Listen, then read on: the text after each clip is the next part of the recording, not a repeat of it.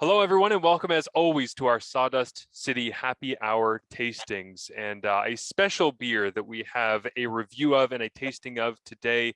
Excited about this one, but it is an interesting story and very personal story to Sawdust City Brewing as to why we are drinking today Dunc's Day Beer. Tell us about the story, Sam Corbeil. So Duncan Veach was a guy that worked for us, and he was a friend to a lot of the people at the brewery. Two of the brewers, especially, they grew up with Duncan, and unfortunately, Duncan passed away last March.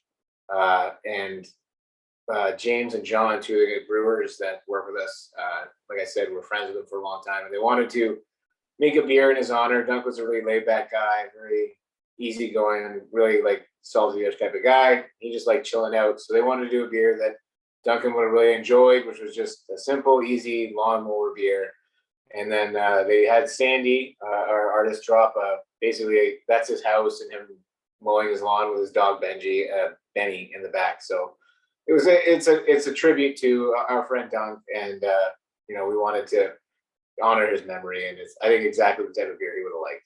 Yeah, I love, again, like so many of the beers that we've had here, people can go through our YouTube channel and see all of these tastings, and there's a lot of personal connections, whether it's Lil Narnia with the actual can art on that, which is of course about the biking trails and everything that's up there, and so many little things that are connected. But to do a beer this personal, what was that like for you and your staff? Because that's not something that, I mean, thankfully it's not something that you have to do every day, but it certainly brings about a different vibe because it's not really, okay, let's push the boundaries and see what we can do here and let's get crazy and let's get outside the box. And it's like, no, we're gonna do this because we feel like this is the right thing to do. And that is a totally different place to come from in your work, isn't it?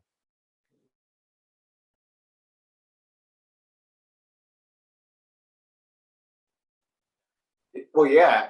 Sorry, I just lost you there for a sec. Yep. So, James and John, like they spent a lot of time on this. They were, this is very personal to them, and they wanted to get it right. They were very, you know, adamant that this is exactly how it should be, and I'm glad they put their, everything they had into it. It showed like just how much it meant to them and how much Duncan meant to them. So, it came from the same, they drew from the same learning, but it came from their heart, and I think it really shows. And I can't. It's actually all gone now. It sold like super fast. We had a lot of support from the community. A portion of each sale went to the local hockey community, the South Muskoka Hockey Association, which Duncan was an avid hockey player, and it was something that he always did. And we did have a Sawdust team at one point. Dunk was on it. Nice. So it was important. So yeah, That's it's awesome. not our boundary pushing, but it's definitely from our importance level very high. Yes, absolutely. And if it's from the heart, sometimes it tastes better. By the way, complete side note here. I am, of course, using my Sawdust City IPA glass is what this is. But when you pour it with the Sawdust City logo on, like facing upwards, and you pour a beer that is of the right color consistency, you get like a cool hologram that actually goes through the beer of the Sawdust City logo into the beer, which I just Yeah, it shows it on the foam as it comes up. yeah. Man, I've been at the bar lots of times staring at that. Like it looks great. I know. I was doing it right now, pouring it. I'm like, how about that? That does look fantastic. But So all right. these are our old ones, the black ones, and we switched to the white because it's harder to see the black, but the white really pops. So we actually Yeah. switched that. This is, I mean, I only have old stuff. This is like probably from the very beginning, but those are all the new stuff is white, and it does exactly that. Yeah, it looks fantastic for sure. So, all right. So, what should people be getting? Again, I don't think that this is one of those that we have to go super deep into because, as you say, it is prototypical, it's simple, it's laid back, all the rest. But in case people are wondering and looking down the road, they are interested in some of your sessionable ales that you have around. Kind of describe what this one's about. Well, this one's about easy drinkability. It's 4.9%, simple two-row malt base with a little touch of hops, a little bit of galaxy there, so you get some nice fruitiness. It's just an easy lawnmower beer. When you're done, just sitting back, chilling on this Sunday afternoon, and all you want to do is relax. It's there. I mean, it's not very bitter. It's nice, and the malt character just kind of carries that little fruity hop note. Yeah, it's so crisp.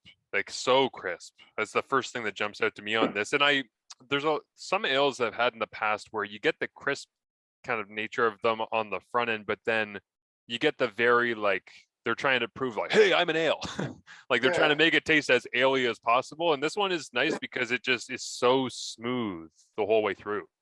Yeah, and that's what they wanted. Like Dunc was a simple guy that like just enjoyed having beers, and this is what this is what they did. And it's the same yeast that we use for our big hazies and stuff, but that sort of leaves a bit of sweetness, and we there's hardly any bittering hops, just some saws just to keep it in check, and some Galaxy at the end, and like you can drink a bunch of this. It's very gonna come back next summer. It's gonna come back as our summer blonde ale. So we're excited to do that.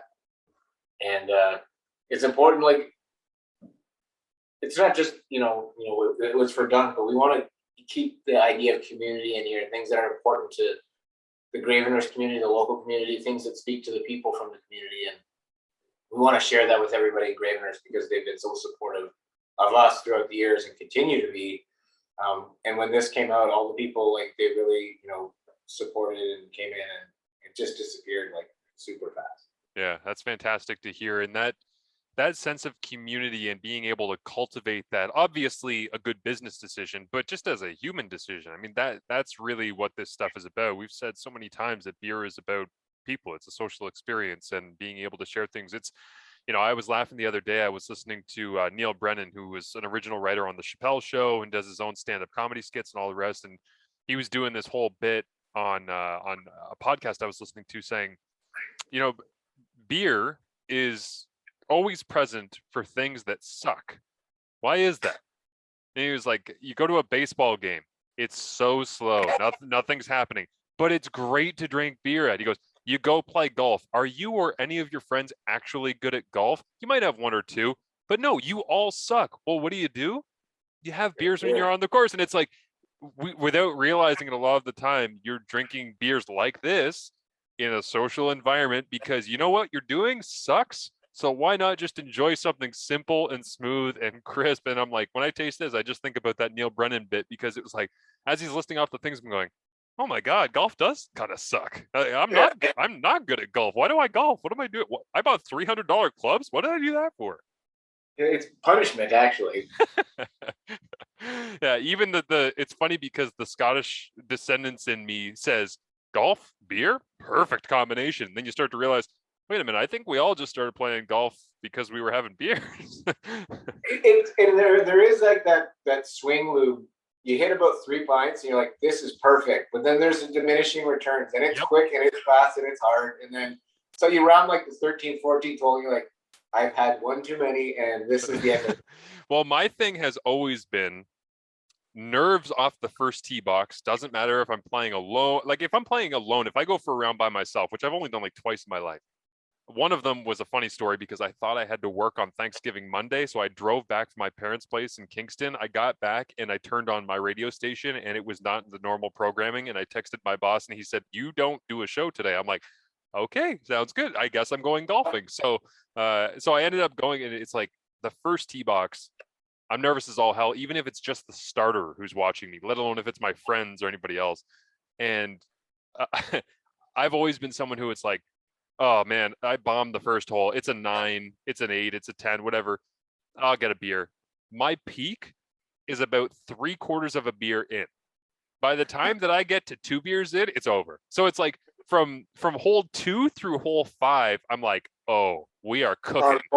And then all of a sudden you get like 2-3 beers in, and for me, and I can be on the golf course at hole 6, and I'm like, wow, okay, yeah, I'm not good. It's gone. This is the first year I didn't play one time. I think I got it. I got it once, I want to say, with a couple of my old football playing buddies, and it was fantastic. But it's for me, and I think this is probably for you too, Sam. Over time, it's the kids, like the kid stuff. Like you just give. I was actually listening to another podcast this week with Rob Lowe, interviewing Matthew McConaughey, and they were talking about golf. And Rob Lowe goes, what's your handicap now? And McConaughey goes, I don't know. It's pretty bad. I didn't even play once this year. Rob Lowe, what? Why'd you do that?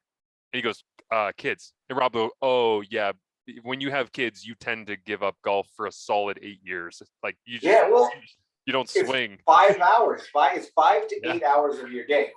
Who's going to let you go away for 5 to 8 hours? It doesn't happen. Yeah. Because Well, like the round is 5, and you got to get there, do whatever, beers after, and you're like, yeah, it's the whole show. And yes, it's fantastic. But this would be a fantastic hot summer well, golf day beer. It'd be absolutely delightful. So I'm sure the people up in Gravenhurst, the local golf clubs, will hopefully be partaking in using this as a pre, during, or post. Before I get you out of here, Sam, I don't know how much you're able to reveal on what you're working on, but before we hopped on and turned on the mic here, you had a hell of a day, because I don't think people realize the process that goes into you guys getting the things you need in order to produce great beer. What can you tell people about what you did today? Because it is a little bit crazy. Yeah, so we drove down to Niagara to the Malavoie Winery, met with Dan, the winemaker, and we got 3,600 kilos of Merlot grapes in 6 totes that we brought back. So we drove, that's like 600 kilometers in the day to get it. And then tomorrow, we're going to have to take those 3,600 kilos and hand bomb them into the fermenter. So they'll go through process called carbonic maceration, and then we will brew on top of that probably sometime next week. And that's the beginnings of our Big Pink Rosé beer, which should be at the LCBO next spring. So look for that. But this is the beginning of the process, and it's a bit of a logistic nightmare. Like, we have to line the tanks up, make sure they're free, make sure we can get the truck to Niagara, make sure the grapes are there, and then this process from this point on. Tanks have to be clean. It has to go in. You have to wait for the fermentation of the grapes to start on its own, which I'm hoping only takes 3 days, but it could take longer, which means the actual brewing might be sometime next week. I'm really, really hoping it's Monday. That's all I've planned for. But it is a fun process, because like, this is way outside of our box of the things that we normally do. And it was an excuse to go down to Niagara and get a few bottles of wine. I absolutely love the wine at Malavoie. There are great people there. And this is the 3rd year we've done this. So it was a bit of a quicker trip this year, because we didn't have time. Like, there was no time. They're in the middle of their harvest, which is a crazy 2 months of their year. They're working 14-hour days, and they don't have a lot of time to chit chat. So we got in there and got out pretty quick. But this is going to be exciting. And I'm really, I think this year, after 3 kicks of the can, we're really going to knock it out of the park, and I'm pretty excited. Awesome. There you go. Something to look forward to at the end of our conversation here. Cheers, as always, Sam. I appreciate this. And shout out to everybody who put so much thought into Dunc's Day Beer. I would say that you can get it at sawdustcitybeer.com or go in, but you can't. Just wait until next summer, and then you'll be able to get it back, and you can enjoy it then, right? Yeah, man. Thank you very much again for having us. And yeah, thanks for the shout out. Absolutely. There you go. Again, go to sawdustcitybeer.com for all of your needs. And don't forget to check out all things CFP podcast. We got a great week of shows coming up for you right here across the network on Canadian Football Perspective.